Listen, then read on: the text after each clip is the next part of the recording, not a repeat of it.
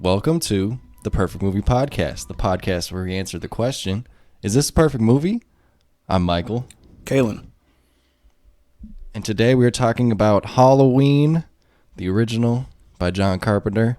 And then we're going to talk about Halloween Ends, the newest Halloween movie, as well as the other movies in that newer series. Yes. Halloween is one of those original, just OG slashers. Pretty much invented the genre. It's all about Michael Myers on Halloween night coming to fucking kill you. Kalen, what do you think about Halloween?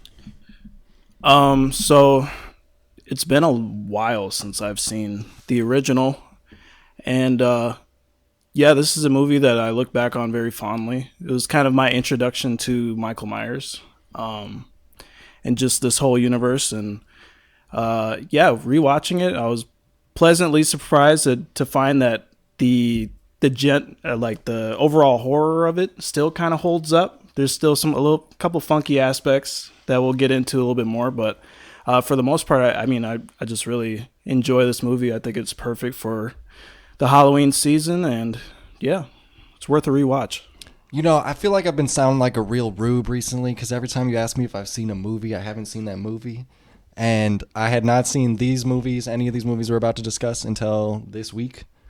And part of that is just because I've never really been that into horror until recently, and now that's kind of like my favorite genre. But before it was my least favorite genre. Right. So I might sound more knowledgeable on other times, but I think from now on, I'm just going to lie. And agree and say that you saw it? Yeah, okay. You're going to be like, Michael, have you watched this movie? Hell yeah. I've seen it. All right, so now I'm going to know you're a fucking liar every time. So. Maybe every time. I'll switch it up just to keep you on your toes. Okay, so new Halloween. Well, the old Halloween, the original Halloween by John Carpenter. I'd say pretty good. Like you said, I think there's some aspects that have not aged well. But overall, like you said, the horror parts I think still work. There's some other parts that I was like, when you're about to when you're driving recklessly and your mother's in the passenger seat and you have to hit the brakes really hard and she grabs the side of the seat. Yeah. That's how I was feeling at the beginning of this movie because I was like, oh God, am I going to hate this whole thing? But I think it turned it around for me. And especially because you watched Nightmare on Elm Street before you watched this, and you're kind of going into this thinking like, ooh, yeah, I might go down that road. I mean, I was expecting it to be good, but it was showing some of the same things that annoyed me about Nightmare on Elm Street. Yes. And I'm also just wondering, I don't know, there are old movies that I like. I mean, Star Wars is one of my favorite movies, and that was made in 1977. So it's possible for old movies to be a thing that I love. Right. I just think... Right. We'll get into it later, but overall, Halloween, cool. These new Halloweens, like them a lot, actually, all three of them. Yeah. But let's get into the performance test for Halloween, 1978. All right. It was the performance of a lifetime. I think John Pleasance as Dr. Loomis. He's probably the best performance in the movie. He's one of the most iconic characters in this franchise. He's great. He's not the exposition guy, but he kind of just... That was a notification for Xbox telling me that I reported someone and they gave him some punishment. So you know what? I'm keeping the community safe. Officer Michael over here. He's feeling pretty good about that. Don't even try to bring negative energy to me online on Xbox. I'll get Xbox to block you. Are you the Michael Myers of Xbox? I mean, if Michael Myers just ran up to you and got you banned from Xbox Live, maybe. Just a relentless force on Xbox. A relentless force of, terms of service enforcement. Anyways, Donald Pleasance, he's fantastic in this. Like I was saying, he's not the exposition guy, but he is the guy that runs around town telling people that you got to watch out for Michael Myers. He's a screwed up kid, and he's gonna do something crazy. He's coming home. Okay, so this I do agree with you that Donald Pleasance is kind of a joy in this movie, but this kind of brings me to my larger thesis about Halloween 28. The original Halloween, and also all these like 70 slashers that we've watched over this month, is that while they are the franchises that survived and they're, you know, indelible in certain ways, these are all trash movies. And not in like they're terrible, but they were made to be trash. Like they are made to be like B movies. Yeah, like B movie Halloween entertainment that is like it's not like we're not making Citizen Kane here. Yeah, you know? I mean, well, John Carpenter himself, I mean, he said that he didn't think this movie would take off at all. And it didn't do well critically when it came out. And the budget for this was $300,000. So, I mean, or just a little bit over $300,000. So they didn't have much to work with from the beginning. But I mean, over time, people saw the craft in this and they were just like, you know, this works. I mean, that doesn't surprise me about the budget because essentially it's like a couple houses and like a school that they rented for a couple days. Right, and some fake leaves that they throw around town. We'll get into that later. Yes. But. It is clearly summer in California where it's supposed to be October in Illinois in this movie. But,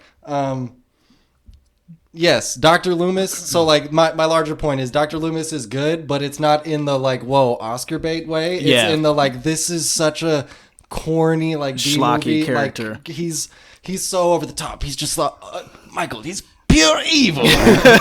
Like, that's his stance the whole movie. He's like, you better lock everything down, Sheriff. I mean, he has the best line in probably the franchise when he's like, the blackest eyes, the devil's eyes. Like, I met this 6-year-old child with this blank, pale, emotionless face and the blackest eyes, the devil's eyes. I spent 8 years trying to reach him, and then another 7 trying to keep him locked up because I realized that what was living behind that boy's eyes was purely and simply evil.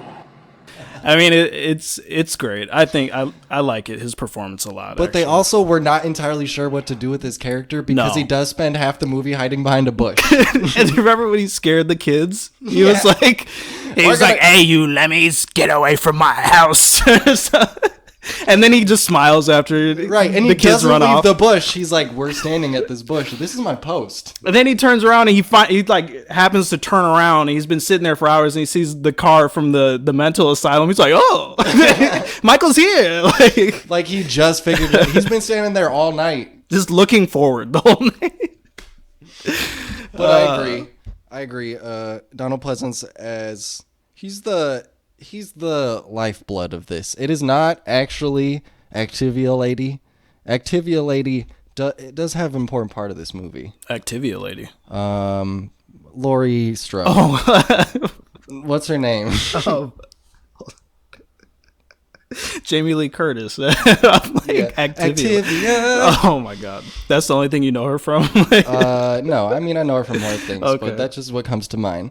Laurie Strode is also she's here or there. It's shocking to me. Well, it's funny because as these sequels go on, I haven't seen all these sequels, but I do know that Dr. Loomis is like the guy that they keep bringing back for like all the sequels in like the 80s and early 90s. And then he passes away and then it's like bring Laurie back, bring Jamie Lee Curtis back. Right. So it's funny because at first I think it's clear that Dr. Loomis and Michael have history and Laurie's kind of just happens to be there. Happens to be the lady that gets attacked that night. Well, so we should probably point this out too, that the sequels from the original Halloween that came out after the fact, before this newer kind of soft reboot in 2018 happened, like they try to give Michael some type of motive for his killings, and they made Jamie Lee Curtis be his sister, and there was like a whole family thing, and then there's a cult. It went left. There's like 5 movies that really go strange. The Halloween franchise is all over the place. Yeah. Like I had a conversation because I was watching Halloween Kills, and then my roommate comes home, and he's like, "What are you watching?" We're like, "Halloween," but Halloween 2018, not the Halloween from 8 years ago or the Halloween from 40 years ago.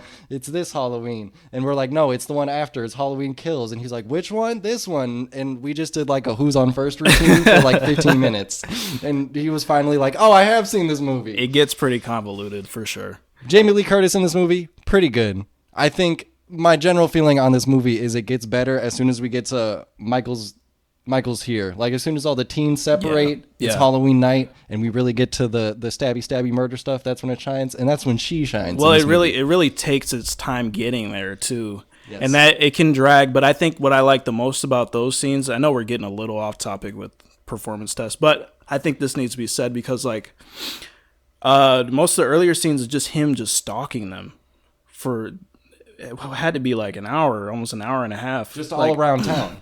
And those scenes were very eerie, and especially the ways they're shot. And he's just always like, you're kind of looking in the background, just, is Michael there? Is Michael there? Or like, she'll be looking out a window, and he'll just be standing there, just dead-eyed, just staring at her. And that's a very effective, creepy way to portray your antagonist. And I found that really interesting. And so that kind of carried those slower scenes a little bit for me, where it's like I'm constantly kind of looking around, where's Michael at? He's got to be somewhere. I mean, he is there watching them. So spot the Michael right as we're wandering around town. So I think that brings and he's driving in this movie. As not seeing this, I think of Michael Myers as like walk around with the knife, stabby guy. Right.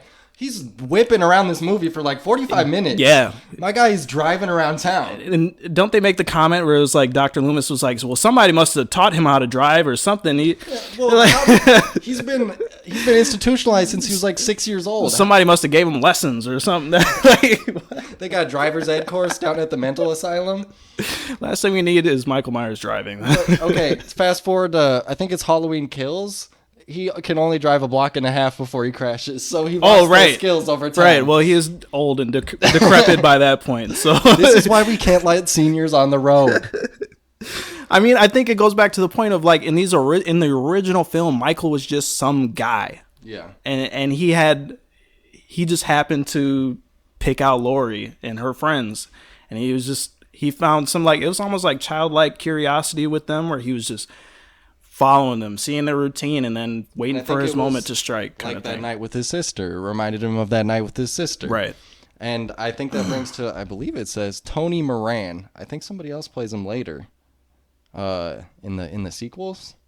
Yeah, I think there's a handful of actors that played him later on. But basically, every guy that has worn the mask as Michael, especially in these movies that we've watched, like Michael is very much a character, and they carry his mannerisms through it.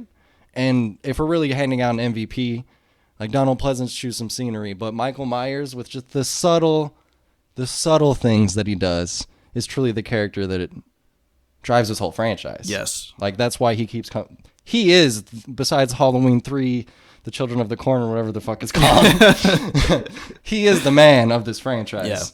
Yeah. Everybody else can come and go. Michael Myers is the same. And in Halloween, the original, he is very terrifying. The way that he'll stalk you, he'll kill you. Like the things that really send shivers down my spine is like when there's the boyfriend and the girlfriend that are in the abandoned house, and they like have sex, and then the boyfriend goes downstairs and he stabs him, and it's the first time, which is a thing we see many times in the Halloween movies, stabs him through and plugs him to the wall, and the way he just kind of tilts his head and looks at him. Yeah, it's so like shivers down your spine, kind of just something really off about it. Where he's just like, I did that. Like he's appreciating his work. He's like, Right. Well, that goes back to that childlike curiosity in him, where it's, I don't know, it's weird because you can't pinpoint any motives or anything he's thinking, like you're about to say. But it's just, yeah, he's the mask. Like the mask is both, iconic to everyone that's seen. Like everybody knows what Michael Myers looks like, but the mask is also so you can plaster on whatever your fear is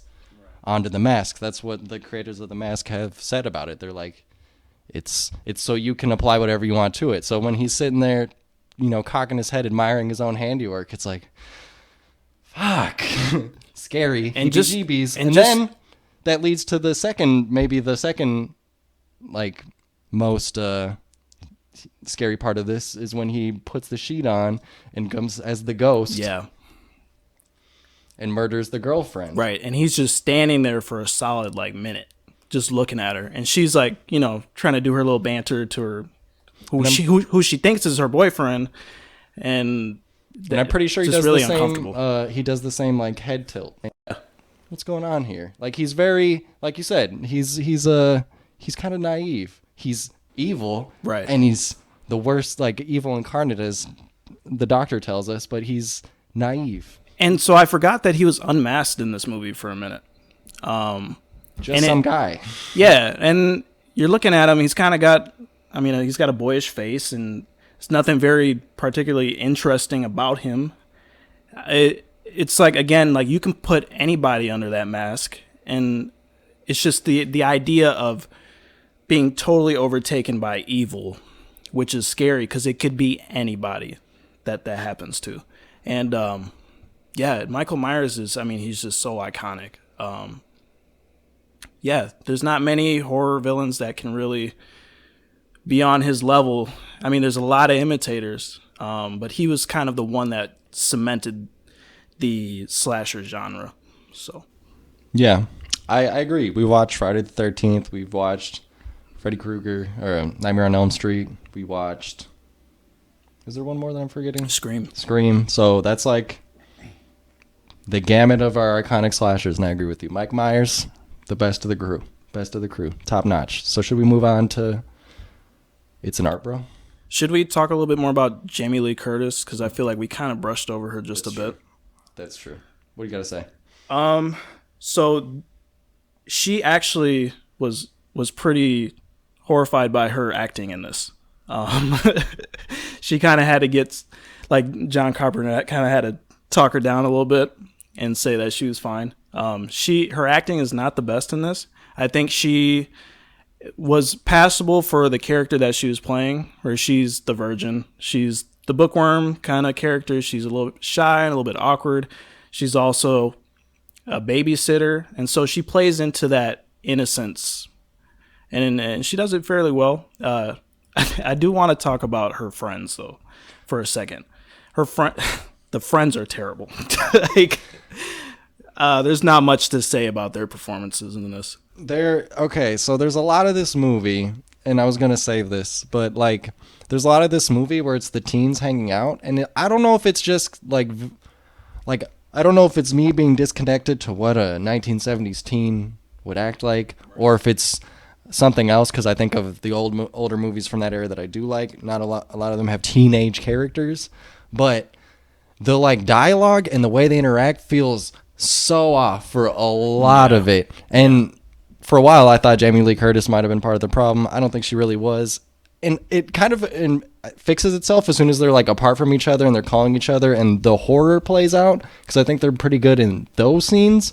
But it's the kids hanging out scenes. I don't know if it's the dialogue or the acting. I think it's a mix of both, and just the way it's edited together is like... I mean, it felt very stale, and there wasn't a lot of chemistry between the actors. It felt like people reading lines. You know? It didn't feel like people hanging out. Well, I think that goes back to, again, just the way this was made and the budget for hiring decent actors. I think before this, most of these people were unknowns. And this was kind of their first big break, or I don't even think they thought this was a big break. This is just something a project. Yeah, I mean, the one that stands out the most as being, like, pretty bad was, like, the one that Lori hung out with the most. I think her name's Annie, the one that's babysitting across the street and brings the little girl over. I think her name's That Annie. whole phone call scene where she was talking to her boyfriend, I was like, my God. It's like I was getting a headache from how bad it was. It was so just stiff. It was bad. I don't even know who that actress is. I don't know if she's done anything after this, but she shouldn't. So. Hello. Hi, Annie. Oh, hi, Paul. Stuck, huh? All right, cut it out. It can happen to anyone. Sure, stuck in a window. Yeah, but I've seen you stuck in plenty of other positions. My parents are gone. Yeah. A lot of that felt kind of stilted, so that's what had me gripping my chair like a mother with a poorly driving child. But it steadies the ship as we go on. Yeah. Yeah. Are we ready now? Yes. Let's move on. It's an art, bro. What's this? It's an art project? Okay, I like it. Picasso. Yeah, that way. This is where we discuss the specifics of the filmmaking process, sets, effects, lighting, framing, soundtrack. And that last one, the soundtrack. Besides maybe Michael Myers, it's like a 1A, 1B for the MVP of this movie. Yeah. Is the soundtrack. The original Halloween theme slaps. It is a great song. It is amazing. And it's so simple. Yeah, it's literally, it sounds like someone pecking. It's all single keys, like they're not playing chords. It's someone pecking on a keyboard. That's literally what it was. I mean, so John Carpenter did the score on this, and he didn't even know how to write notes. And he just kind of was just fucking around, and he found the sweet spot, and it worked. So yeah, it's just an iconic soundtrack. They bring it back. John Carpenter also does the score for the newest Halloween movies, and that's a very strong part of those movies. It adds so much, like we've talked about before. Soundtrack is a very key for mood setting, tone setting, and just kind of setting the ambiance of the movie that you're making. Because we're humans. Everybody knows, like, music connects to most people on a different level.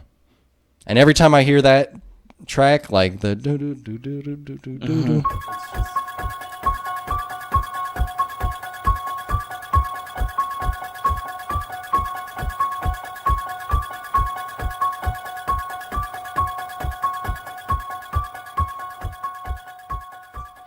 And then, like, every time Michael appears, it's that ding kind of thing. And then, so it works. I thought sometimes it was a little much. Like, I don't think you need it for every time that Michael pops his head into the frame. I think it's more, I thought it would be more effective to just have him kind of just sitting there staring at it, and it's a normal thing kind of shot.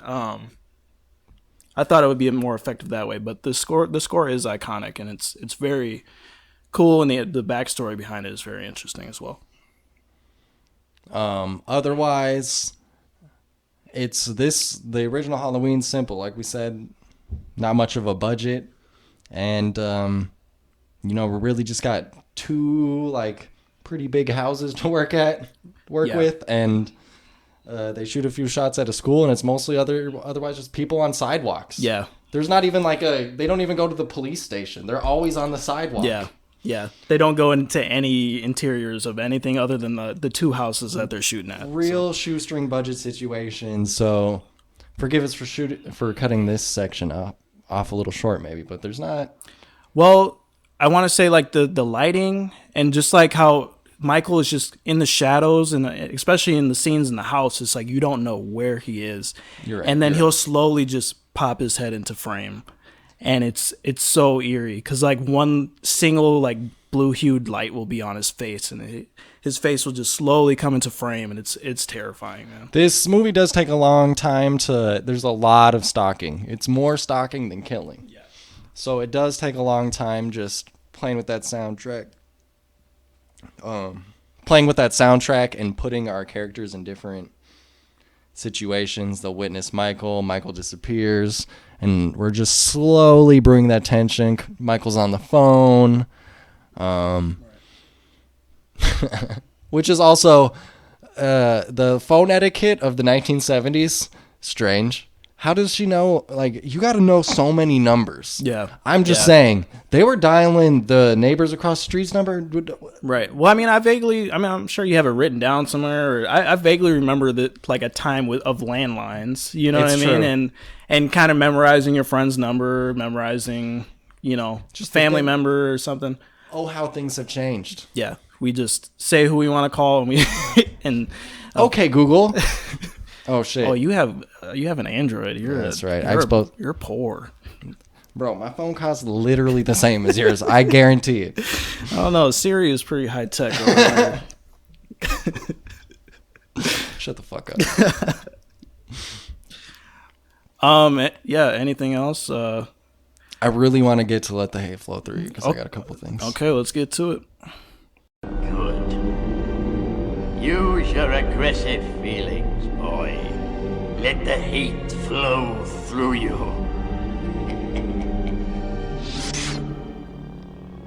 All right, so clearly we are in summer in California. And it's supposed to be fall in Illinois. So the schools that they go to, none of them are interior. They have the outdoor classes outside, which only exist in warm weather climates. Right. And then all the grass, I think occasionally they might have dyed something, or maybe it just happened to be how the leaves looked. It was like sunburnt grass somewhere. But it's the greenest lawns and the greenest leaves with just like some brown leaves on the ground. This lush tropical environment with the occasional dead leaf just floating in the background. Like, oh, it's tough living in the cold of Illinois. They say with like palm trees in the distance. They tried their best to make it look like the Midwest. You know what I mean?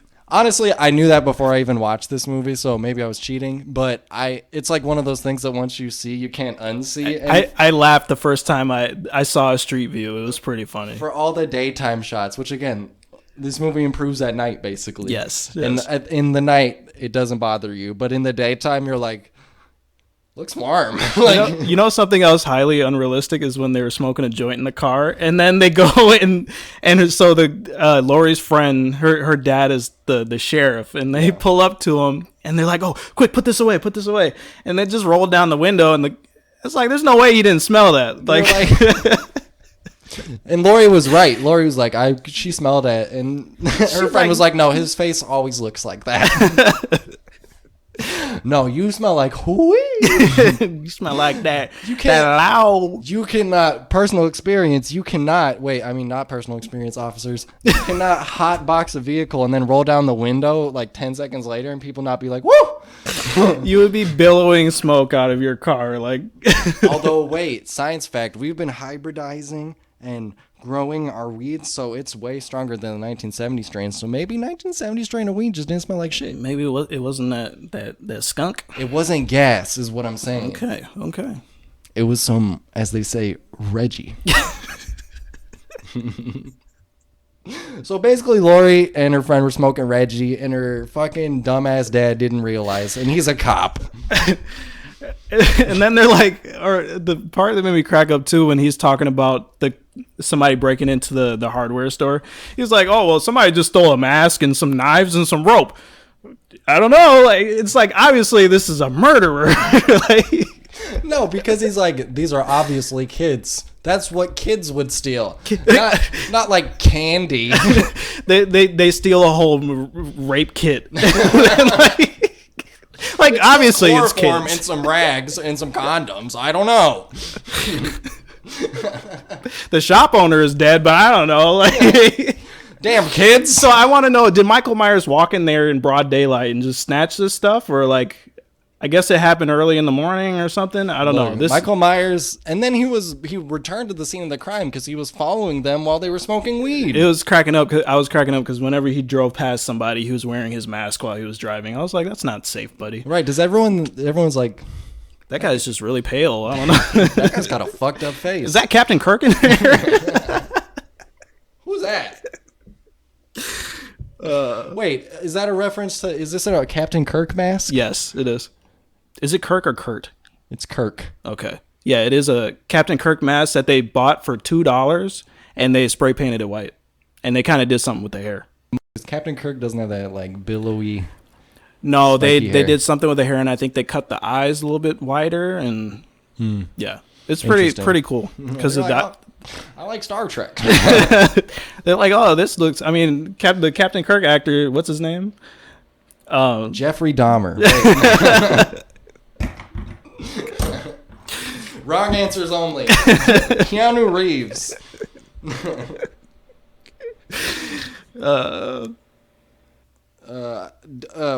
While I find this, do you know that said man?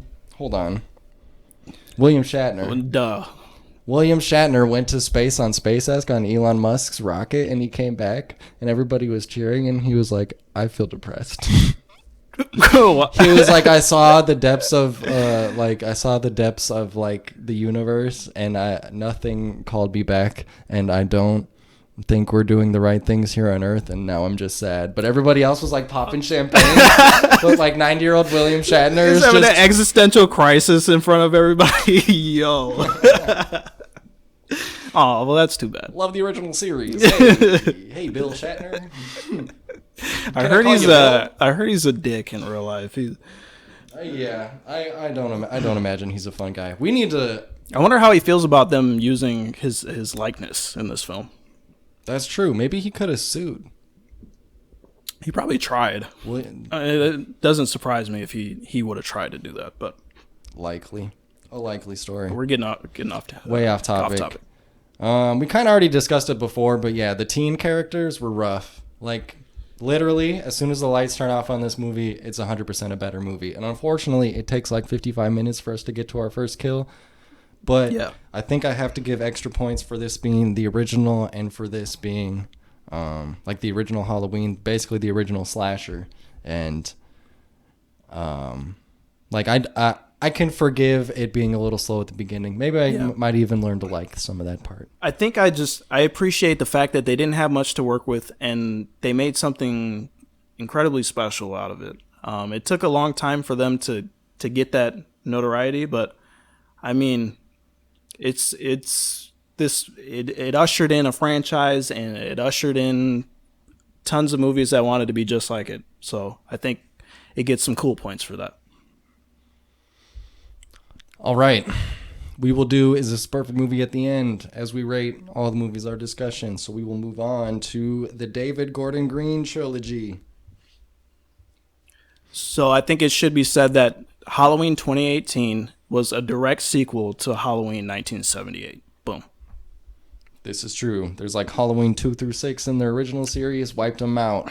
Yes. The Halloween reboot, directed by Rob Zombie. Wiped them out. Where Michael was a trailer trash hick and had an abusive father and a stripper mom or something like that. It was like Rob Zombie just wanted to make a biography, really. I actually don't know anything about Rob Zombie's life, but I can just imagine. I know he loves his wife because he keeps putting her in every film he makes. So. You know, Rob Zombie, Borat, big Predator handshake, you know? You guys love my wife. Nothing wrong with loving your wife, Michael. Come on. And Russell Wilson and Chance the Rapper. All of their wives. Oh, Chance the Rapper. Wiki. All right. All right, so Halloween 2018. I ripped through these movies. Halloween 2018, Halloween Kills, and Halloween Ends just recently. So I'm going to run down the first two, and we both watched Halloween Ends, which is new and available on Peacock if you like to stream it. Yeah, guys. You like Peacock? Hey, you like The Office? You know what else you can watch on it? Oh. Okay, so Halloween 2018.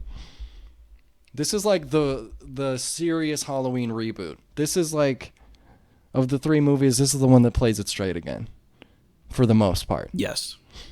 So it's basically Halloween 2018 starts with these podcasters / like NPR reporters visiting Michael, who's been detained since Halloween 1 in a mental asylum. And there's a new doctor that's basically Dr. Loomis again. In fact, that's what Jamie Lee Curtis says when she meets him in this movie. She's like, oh, I get it. You're the new Dr. Loomis. Yeah. Which everybody in the audience is like, okay. He's literally Dr. Loomis. He's obsessed with Michael. He wants to know everything about him, etc., etc. They visit him. They show him his mask. Michael, we never really see his face. And eventually, he's supposed to be transported into a new location. Bus crashes. They escape. Michael escapes. That scene, the part that cracked me up in that scene was the kid with his dad. He's like, this kid sounded like a 40-year-old smoker, like avid smoker, and he was like, "Dad, I just want to dance. I just want to go to my dance lessons, and I don't really want to hunt anymore." Like, okay, I'm the dad. Son, don't you like hunting? No, I just really love dancing. But son, we can shoot some goose and some pheasants. I'd rather twirl and twerk and I just shot you because you're. All right, end scene. Actually, what happens is they see a bunch of crashed bus people from the asylum, and they're all wandering around the road in their little gowns. And this is the scene where Dad runs off. Don't know what happens to Dad. Kid finds Mike Myers, and Mike Myers snaps his damn neck. Or does he strangle him? Doesn't matter. This is the one kid that we murder, and I was like, oh, shit. Yeah, he went there. He murdered a child. You usually don't see, like, 8-year-olds get murdered on camera. That happens multiple times throughout the course of this newer trilogy. I know a kid dies in the newer one, too. Kid dies in the beginning of, I think, every one of these movies, but then he's like, we're done with it. That's our quota. Yeah. Because then Mike Myers steals the car, goes to Haddonfield.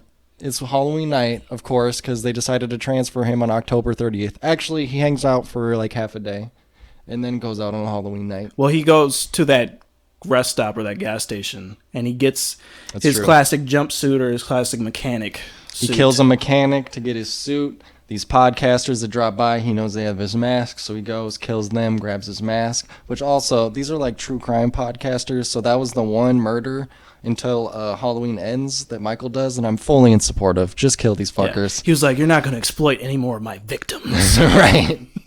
Unlike you, I respect my victims. Once they're dead, I respect them. Okay? Y'all do not. Stop trying to profit off my murders. If anyone's going to do that, it's me. As he snaps her little neck, fucking bricks. And he's freaking brutal in this movie, too. It goes right back to making Michael scary again. I think that was one of the preview things they showed before this movie released was like the bathroom scene, which the bathroom scene is the first big kill that we get to see by Michael, and it is tough. Well, I guess we see the kid first, but then it heads right to the bathroom scene, and that one is brutal. And he's just beating the guy's head into the stall of the bathroom door or whatever, like, as she's hiding, cowering, because he stalked her into there first, and then she's like cowering under the stall as she hears his skull just bam, bam. It's rough. It's rough. It's scary, and then Michael is on his way to Haddonfield. He's coming home. And the main thing is, so Laurie's locked herself away. She's basically a recluse. Not a pack rat. What do they call it? She's basically like a doomsday prepper. Right. Except her doomsday is just Michael Myers showing up again. She Home Alone's her house, like full on traps, and she's got gates all everywhere. And she's got like a cellar. She's strapped up. Yeah. Ready to get it on. And so because she raised her daughter in such a paranoid state, they don't have a good relationship. We meet her daughter, her granddaughter, her son-in-law. Son-in-law, yeah. That guy was real goofy. He's so funny. He was my favorite. He's making a peanut butter sandwich. He spills it on his pants, and he's just like, I got peanut butter on my penis. He was real goofy. There's a lot of weird... so are we for this one, are we just going to go through it, or do you want to go by sec?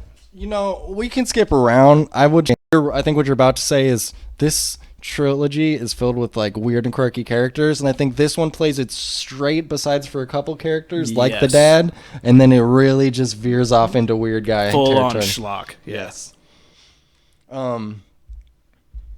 Anyways, I guess we don't need to go through the whole plot, but basically it ends up with our new Dr. Loomis. So Michael is not obsessed with Laurie at all. No.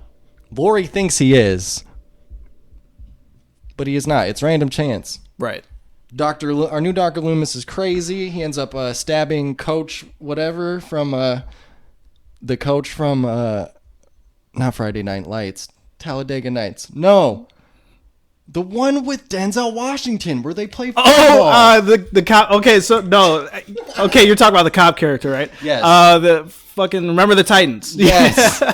They teaches the white coach from Remember the Titans, slashes him in the neck because our doctor is hellbent on reuniting Laurie and Michael. So that's how they return back together. It's not because Michael's obsessed. It's because the doctor is obsessed. Yeah. And then we have a big final fight between the granddaughter, the daughter, and Michael that ends with Michael supposedly unless we get renewed for a sequel, being burned alive in the basement of Laurie Strode's house, which is fully set up to trap Michael in the basement and burn him alive. That's kind of the game plan all along, or at least her house is set to self-destruct for whatever reason. Isn't the firefighter scene in this movie? No, that is at the start of Halloween Kills. Okay. This movie ends with the house is on fire and Laurie and her daughter and her granddaughter are in the back of a truck on their way into town because Laurie's bleeding because she got stabbed in the belly. Right. And then Laurie ends up in bed for all of the sequel, Halloween Kills, which tagline is, "Evil dies tonight." The infamous tagline.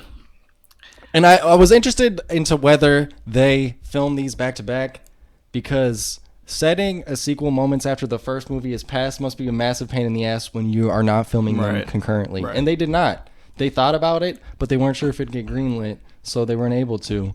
Well, they feel like completely different movies as well, especially like tonally. I mean, Michael is exceptionally brutal in Halloween Kills. So yeah, like I was saying, tonally, Halloween Kills, much different movie than the 2018 counterpart. It like upped the violence. Like pretty much the whole movie is just kills after kills after kills. I mean, hence Halloween Kills, I guess. But yeah, I mean, people hate this movie. They hate it. Like I've seen plenty of reviews where they're like, this is just dog shit. But I mean, I enjoyed it for the most part. This might be my favorite of the three, because it's like, so I don't know how much of it is intentional, but I found it's either there are some very brutal and successful Michael situations that are tense and scary and brutal, etc. And then there are some really campy moments that just like make me laugh, right? And I think are stupid fun. And I understand while some people might be like, this swings wildly between the two, and that like gives them whiplash or whatever. But I liked the combo, and I could enjoy both sides of it. Right.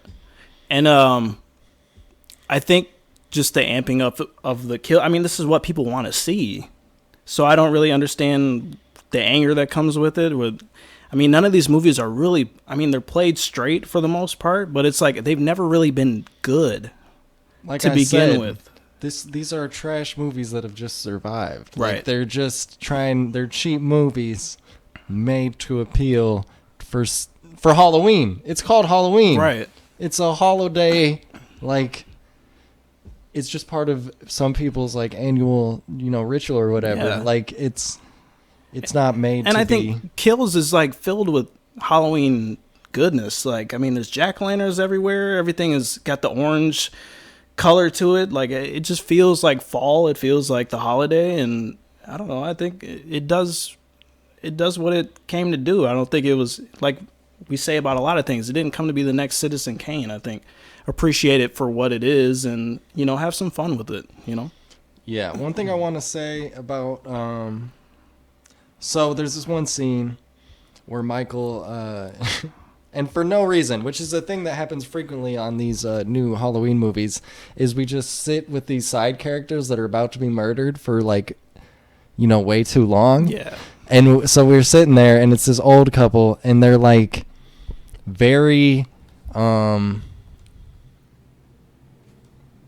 the wife is very into her little like mini drone, and they're just talking about eating Cheez-Its and drinking wine and whatever. Yeah, she's fucking with a mini drone for whatever reason. That's not something a grandma would do, but I mean, whatever. Only reason it's set up is she drives it around a corner, and then Michael like snaps it and throws it back at him, and hence starts Michael murdering the fuck out of them.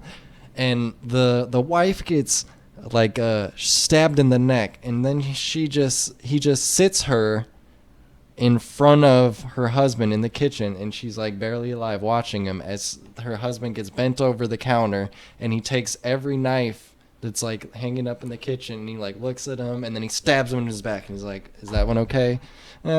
Whatever. And then he stabs him in the back, and he does this like 6 times, and it just sits there for the longest, and it's disturbing and it's gross. Yeah. And then at the very end, and I don't know if I'm giving this movie too much credit or just applying my own my own ideas on it, but Then, after that's all finished, he stabs him like 8 times, and it's gross. And then it's doing like the like audio from the next scene, but we're still watching our scene cut. So there's audio bleeding in from the next scene. It's like laughter from a TV show. And then applause. And I wonder if that's us. We're sitting there, and we're watching everyone stab... Getting fucking murdered. Yes, we're watching everybody get stabbed and stabbed and stabbed, and it's like, ha ha ha ha, yay! Yeah, it's kind of like it makes you look at yourself and like, wow, I'm terrible.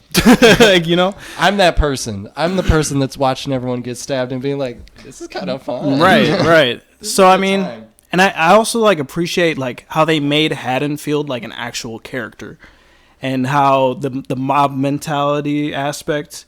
Of like how, I mean, the evil dies tonight thing. It's a little over the top, but I mean, say what you want about that, but I think just that idea of this happening in an actual town and like a community of people that come together to rid their town of the person that's causing them all their troubles and stuff. I think that's interesting. I don't think it was executed very well, and I think with all these movies, they have a lot of interesting concepts, but it wasn't botched in the execution, but I think it could have been done better. But I think for what it is, it's passable. It's fine. It's like if you don't take these movies too seriously, you shouldn't have that much of an issue.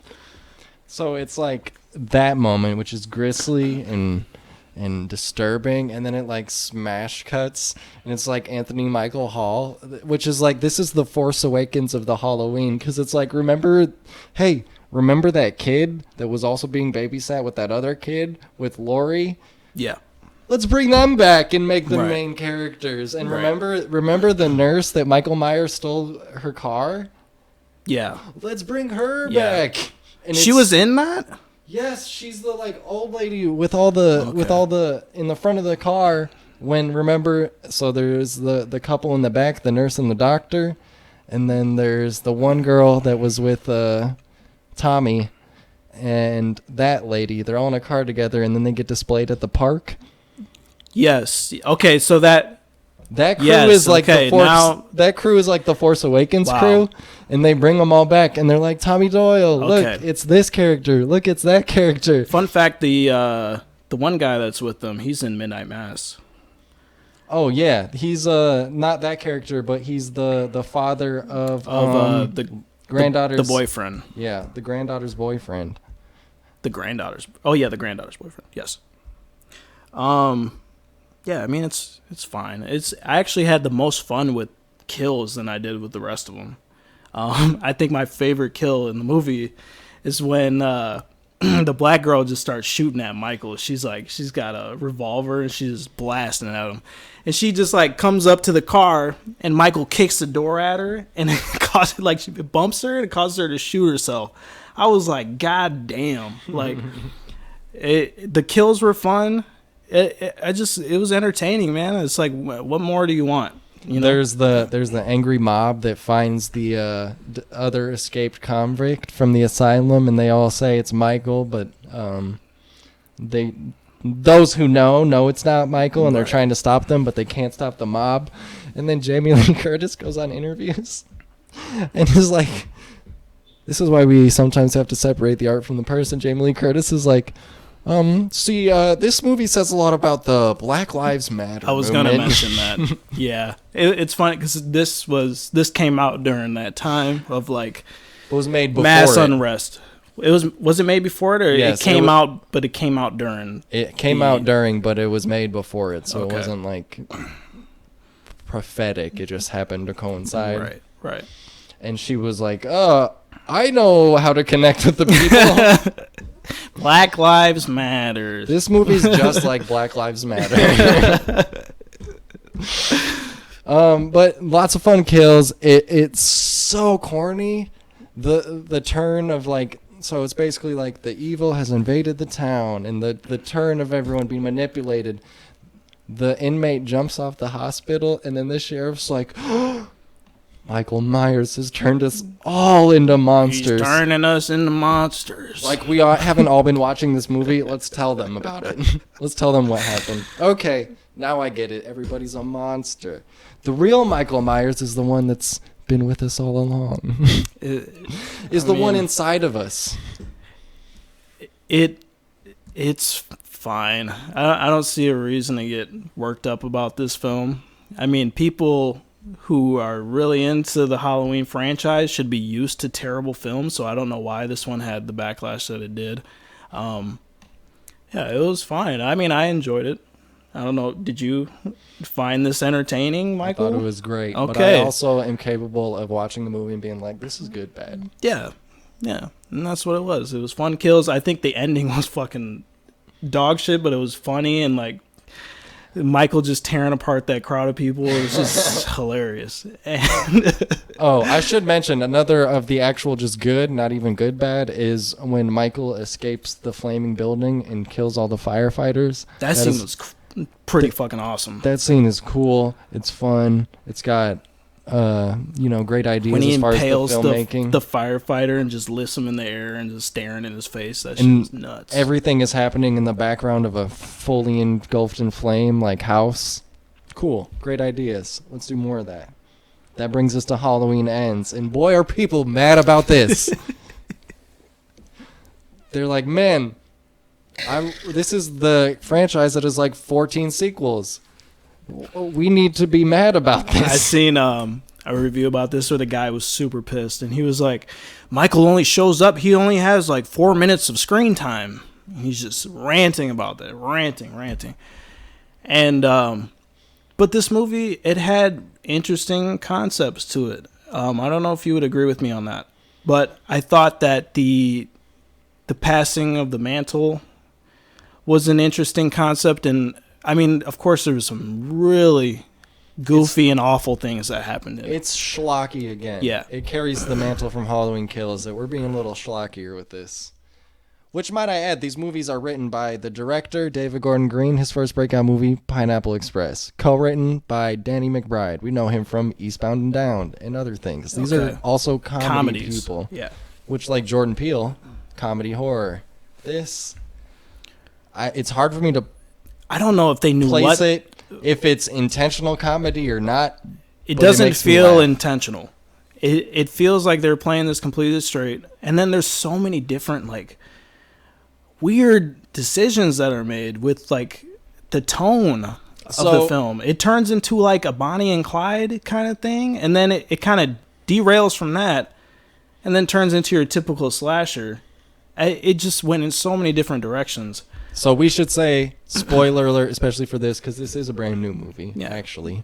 And it's you go watch it on Peacock. Yeah, check it out on Peacock if you're into that, I guess. Or I'm sure you can rent it at other places. Or just watch The Office. On Peacock. Also just watch Parks and Rec on Peacock. That's probably the best. That's an Office ripoff, Michael. Nobody wants to watch Parks and Rec is better. People don't know, okay? Shut up, Kaylin. Halloween Ends. Full spoilers ahead. Halloween Ends is not about Michael Myers. It's about a guy named Colin Cunningham. Corey. You're right. Corey Cunningham. Colin Cunningham is the shortest of the Canadians that come to visit the Red Letter Media guys. Oh, it is, yeah. Wrong guy. Corey Cunningham. Corey Cunningham is our protagonist slash anti-hero. He is a troubled guy who, in a few years ago, he was babysitting a young boy who played a trick on him that he was Michael Myers, and in a tragic accident, he accidentally killed the boy by pushing him over a banister, and the boy fell 3 stories.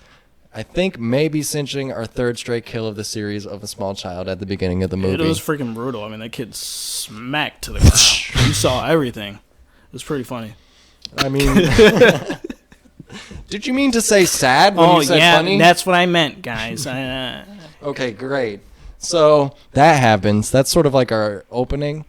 And this movie sort of begins to be like it's a passing of the torch scenario where Corey Cunningham, he's an outcast. Nobody likes him because of his accident. Yeah, he's a town pariah. Yeah, because of his accident at his babysitting gig. He's been living in this small town of Haddingfield. He's a mechanic. And he's real sad. He's also very relatable, and you feel for him because a lot of the time he doesn't really deserve the hate that he's getting from people. So. Like we said, it kind of makes sense for some people to, dismiss him because of what happened, but also what actually happened because nobody else was in the room with him, wasn't his fault. Right. Truly. But people treat him like a baby killer. He's a freak, et cetera, et cetera. And then it's kind of about how the pallor of Mike Myers. We got a radio DJ that's constantly talking about Mike Myers. Laurie Strode is talking about him. Laurie Strode's granddaughter, which since she's like a primary character through these 3 movies, I should probably remember her name. Allison. She's real desperate in this movie. Yeah, she's. Her boyfriend died in the last movie, and now she's like, whatever, I guess. Just need a new boyfriend. Anyways, Colin Cunningham goes south. How does he meet Michael Myers in the sewer? He stumbles upon him while he's getting chased. Yeah, I think he gets chased by the teen bullies. By these. He gets thrown off the bridge. Oh, he gets thrown off the bridge. Thank you, Coda. He gets thrown off the bridge by the teen bullies, which are recurring teen bullies that bully the most unthreatening kids, the most unthreatening bullies ever. Like, if you're getting punked by these motherfuckers, right, you probably deserve it, bro. Corey, you're like 26. Beat their ass. The one kid is like just carrying around drumsticks the entire movie. Yeah, a bunch of fucking band nerds. Corey Cunningham. Wait, a bunch of fucking band nerds.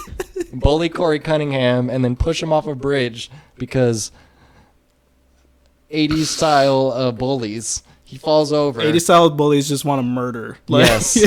Michael Myers is living in a sewer like It the Clown. Eating rats and... just fucking chilling there, I guess. Actually, no, he's like fucked up from the last movie. It's true. He got fucked up in the last movie. He got beat to hell, and he's, I think, licking his wounds. He's also like an 80-year-old man, so... Well, truly, if we're actually following the timeline, he's at least like 60-something. Yeah, he's pretty old. So he's pretty old. He's licking his wounds. He's in the sewer. Corey Cunningham comes across him, and they like have some sort of weird bond, which never really gets explained, but it seems like the evil of Michael Myers is somehow infecting and transferring into Corey. Which is the point of the series. Yeah, because every single every doctor that spends any time with Michael Myers is like, he's evil. But evil. They didn't really set that up too well with Corey's character because he seemed like a pretty normal guy. I mean, obviously he had a tragic past, but he didn't have like evil tendencies. Well, I think the theme is supposed to be that the town is infected by Michael Myers infects the town, Michael Myers is turning us into monsters, and they created their new monster sort of in like a self-fulfilling prophecy. I thought they were going to do the thing of like he puts on the mask and somehow the mask gives him these evil powers. No, too, and I'm glad they didn't. Happens. I'm glad they didn't do that, but it's the mask of Michael. That seems like a mistake that the earlier sequels. Well, didn't they make it in the second one where it was like something about Michael looking through the window or something? He would constantly look through the window. So it kind of seemed like they were like hinting at paranormal aspects of Michael's character. Well, I think it was he just looks through the window to like return to his childhood, which was the last thing he saw before he was incarcerated for stabbing the fuck out of his sister. Interpreted that differently, but I believe that's why. But no, it does seem like because he's also been... Michael has been brutalized through these 2 movies. He should have died at the end of Halloween. He should have died at the end of Halloween Ends. Right. But he just sits back up. It's kind of played in the gray whether he's a supernatural threat or not.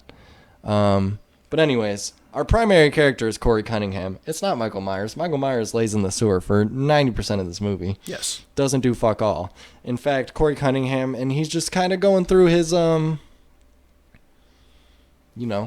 issues in his life. We met various people. There's the radio DJ who's constantly talking about Michael Myers, who gets maybe the best kill in the movie. For sure.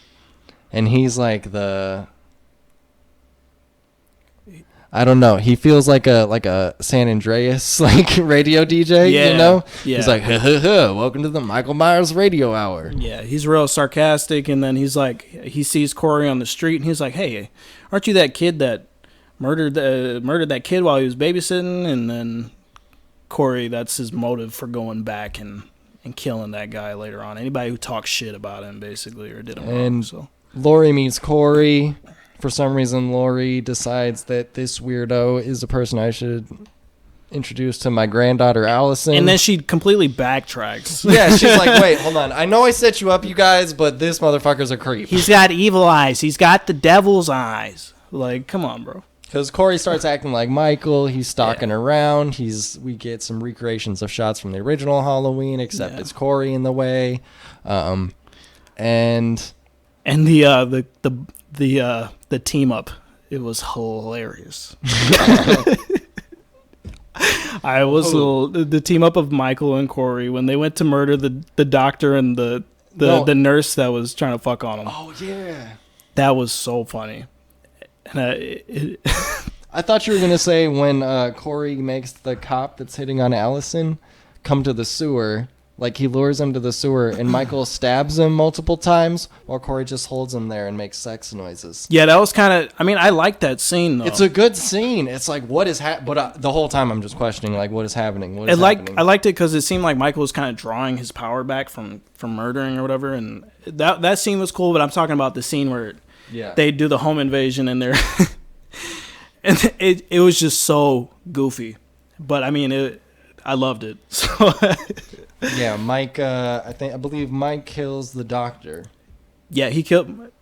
No. Corey kills the doctor. Michael kills the woman, and he impales her on the wall in the same fashion as he did in the original.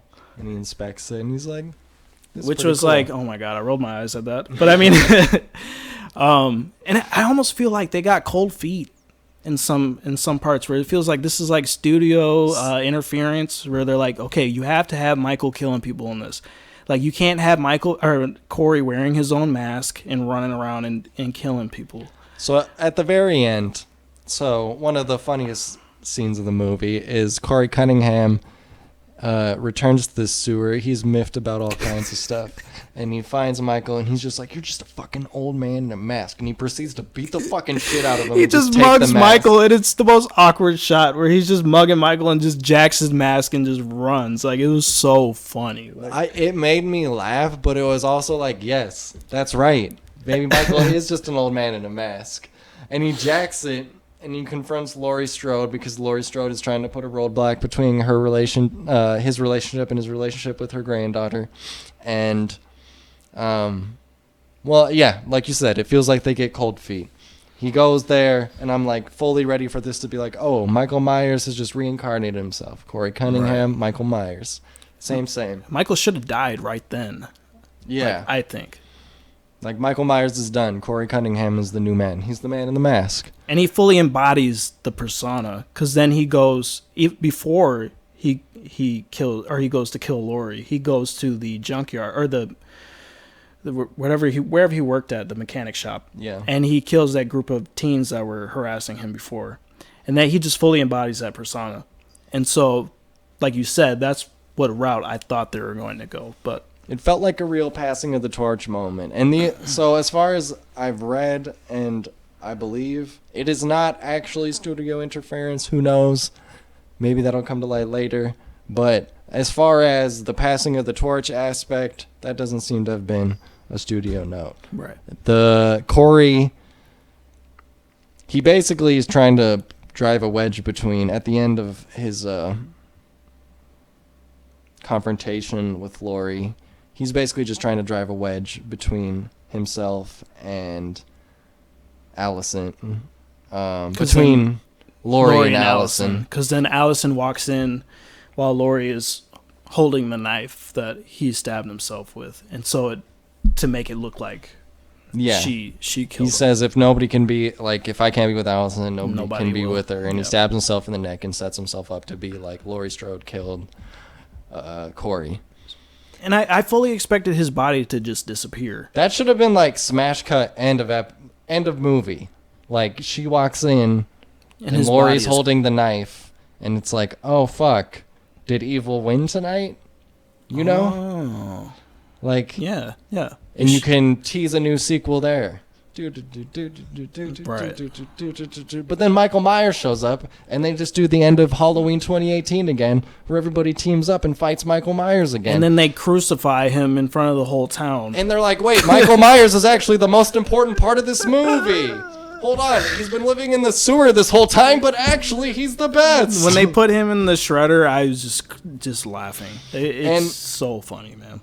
So as far as I've read, the actual confrontation between Laurie and Michael again, that doesn't seem to be new. But what was confirmed to be a studio note is the procession after Michael Myers is killed to, like, everybody joins him and they do like a funeral procession through town, and then they put him in a grinder that's in the junkyard, which on the way they should have seen at least 4 dead bodies because a bunch of people just got killed in the junkyard. Right. And then they put Michael Myers in a giant grinder and grind him to death, and that's the end. It was. I was laughing because I saw the black kid from the 2018 movie show up. He was just walking with them. I was just like, they were like, everybody bring your family to this public crucifixion. Like, I thought it would have been interesting if Corey's body would have just disappeared, because they don't really go anywhere with that. And I thought his death was really abrupt, and it was like, was like, this is the end of this plot line. Well, it's like, I mean, if he is embodying Michael Myers' persona, he's like unkillable. So I feel like, if I don't know, just to allude to like, he's still out there, he's still infecting everything, and he's, evil still lives because it's in all of us, kind of thing. I don't know. It could have been done better, but whatever. It's far from a perfect movie, but it is a lot of fun, and I do think Halloween Ends, there's just a certain joy I got from it. Yeah. And I kind of get from all these movies. They're kind of stupid, but they're fun. The scares are usually scary. The rest of it. And I just like the reactions from people, too. People just get so upset about these kind of things. It's just so funny. Like, they do it with the Marvel movies and everything, too. It's like, this stuff is supposed to be crap. Like, I understand why a bunch of people might be mad, because basically they were like, this movie was advertised as the grand end of the saga. Michael Myers. We're closing the book. Yeah. This is the grand finale. And what they got was a movie that was mostly not interested in Michael Myers at all. And then in the last 20 minutes, it was like, look, well, it's like it's our favorite friend again, Michael Myers. People are always complaining about things the same and not taking any chances. And then finally, when they get something different, everybody loses their minds. You know what I mean? Nobody's ever going to be satisfied by this kind of stuff. It's all part of the plan. It's all part of the plan. But when something goes against the plan, well, everyone loses their minds. Let me tell you, my father was a podcaster and a fiend.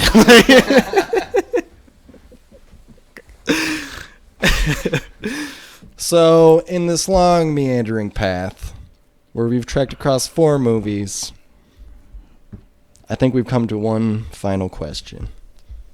For 4 different movies, is this a perfect movie? You lost a baby brother. Perfect in every way. I had a baby brother. I had a little baby brother. And he was perfect. Perfect in every way. Let's answer with the new movies first. We'll do it in reverse order. Halloween Ends. Is that a perfect movie? No. I think it's a lot of fun. It's a personal favorite. You just can't walk in thinking this is unfortunately, because this is how it was advertised, but you cannot walk in thinking this is the epic end of the Michael Myers, trilogy. And they're going to make another one. Halloween does not end. Halloween will be back again. Halloween Kills. I loved it. Is this a perfect movie?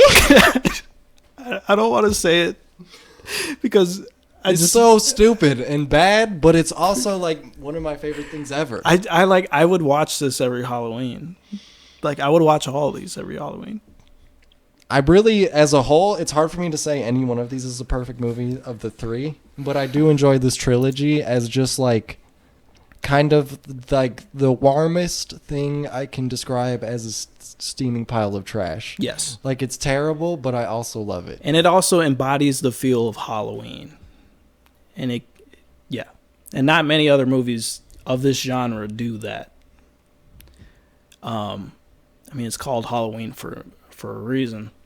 I would say no for Kills, even though I do like it a lot and it's a lot of fun, but I would say no. Halloween 2018.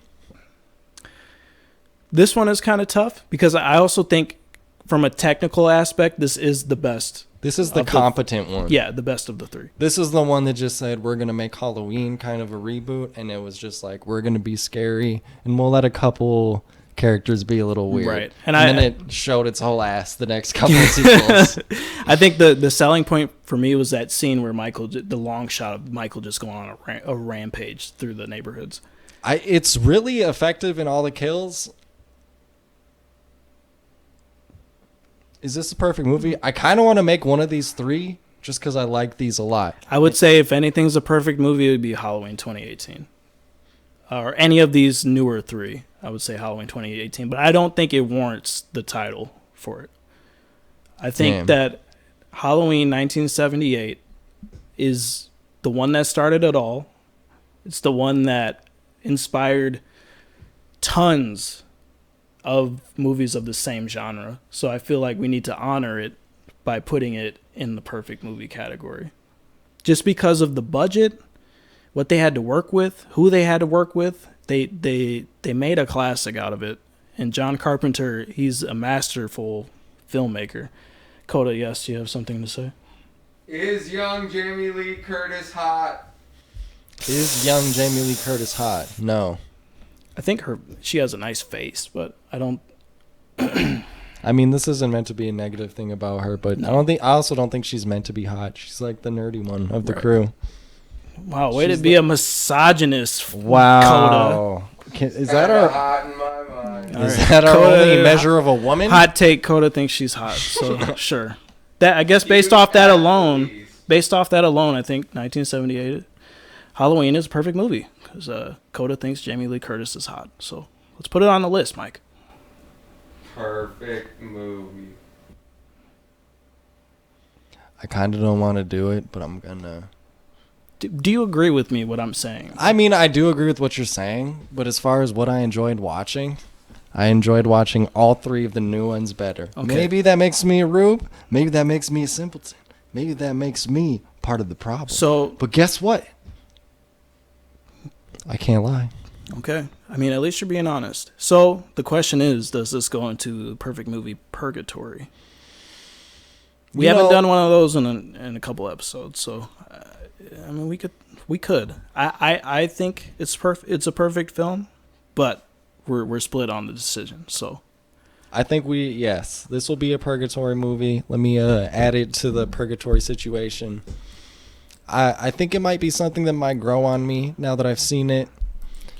You know, some movies are like a expectation versus reality situation. I just think so. It's just cemented Michael Myers into pop culture and to the masses, and I agree with that. It spawned all of what transpired. So. I agree with that, but when I sit down with the aliens and they're like glub glub glub, and they're like, you know, and I'll be like, just don't worry, just wait, it'll be more interesting in a little bit. Just wait. No, I get it. These humans are weird. Do you think the aliens would have a problem with the misrepresentation of the Midwest? You know, I think that'd probably be their biggest problem. They're like, that doesn't look like Illinois. I've been there. I had chili dogs. That's why I returned. Okay. To eat all these chili dogs. Well, I mean, that's valid.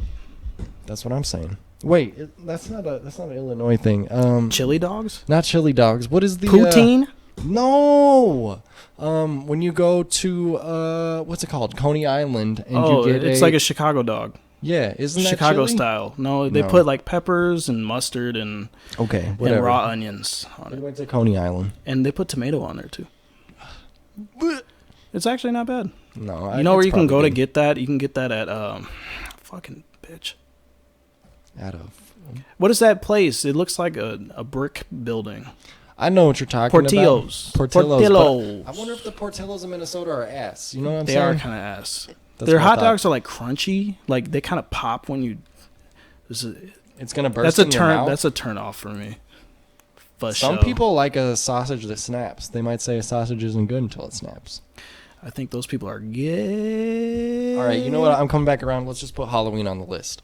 Halloween 2018 and their sequels, they're good fun. They're not perfect movies. A part of me wanted to make them perfect movies, but I don't have the energy to argue about it. Okay. But I win, guys. We'll put Halloween, the original, John Carpenter's original, and I won't argue with it. It's a good choice. Don't disagree. Hey, thanks, man. It had to start somewhere. We're standing on the shoulders of giants. Yes. So out of all the horror movies that we covered, we picked 3 perfects. It was Scream, then it was Alien, and now it's 1978's Halloween. What's your favorite of the 3? That's hard. It's between Alien and Scream. Scream easily for me. Okay. I would probably agree with you. I think Scream is probably my favorite. Scream's good fun, but that's 3 solid movies to put on your Halloween watch list for Halloween 2023 Apocalypse Addiction. From the comfort of the nuclear holocaust, make sure you watch Halloween 1978 and Scream and Alien and live reporting from Halloween 2023. Gas is 1789. Might as well stay at home, motherfucker. Throw a movie on. You ain't going nowhere.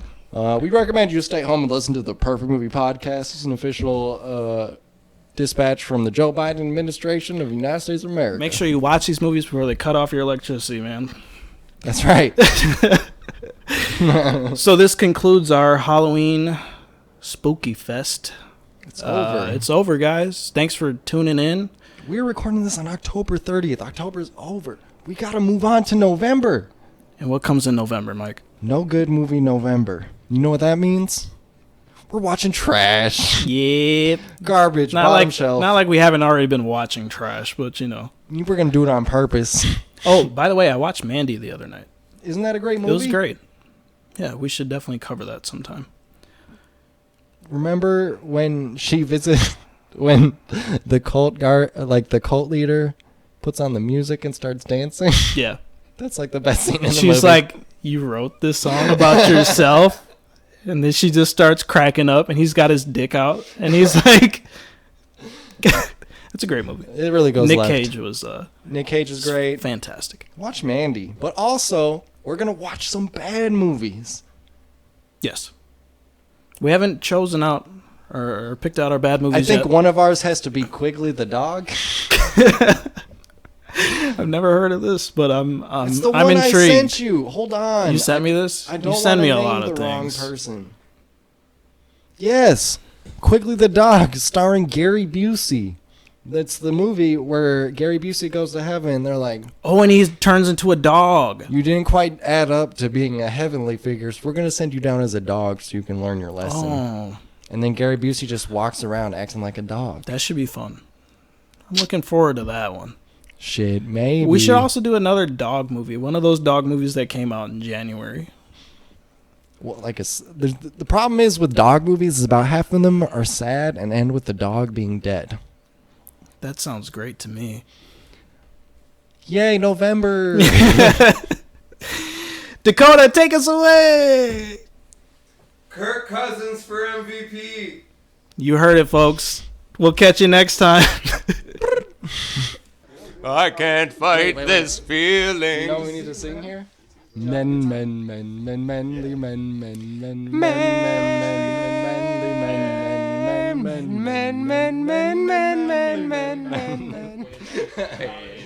man.